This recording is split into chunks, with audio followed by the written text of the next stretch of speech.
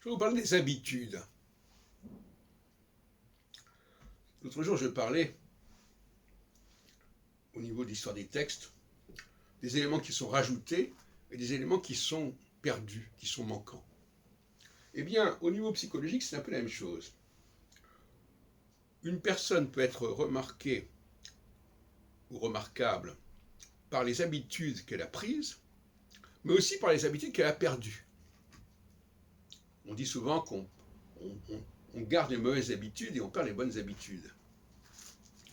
Ben c'est la même chose, il y a des choses il faut savoir chez quelqu'un ce qui s'est rajouté à mauvais escient et ce qui a disparu aussi à mauvais escient. De la façon, quand on étudie un texte ou une histoire ou un corpus, il faut savoir ce qui s'est rajouté et ce qui a disparu.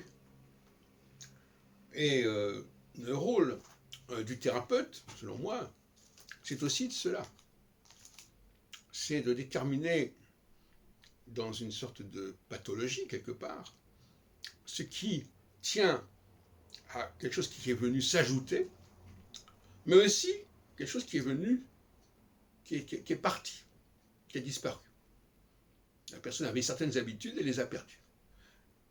Dans certains cas, c'est bien d'avoir perdu certaines habitudes, dans d'autres cas, c'est catastrophique.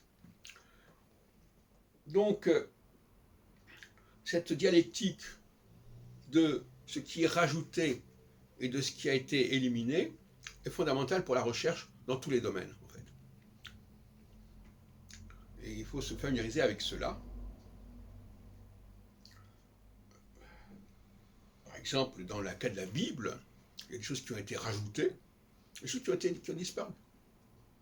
Ce qui a été rajouté, par exemple, c'est toute la partie qui a été introduite par les Israélites, c'est-à-dire par les gens du nord, après la mort de Salomon, le royaume du nord, qui s'appelle le royaume d'Israël.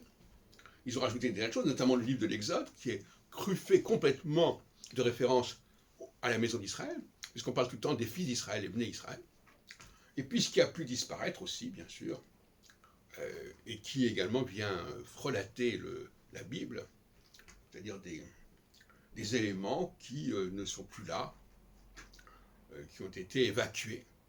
Alors, il n'est pas évident ni de déterminer ce qui a été rajouté, et encore moins peut-être de déterminer ce qui a été enlevé. Mais par comparaison ou par logique, on voit bien qu'il y a des éléments qui manquent, des chaînons manquants, et en revanche des choses qui sont rajoutées. Et souvent, ce qui est rajouté vient se substituer à ce qui a disparu.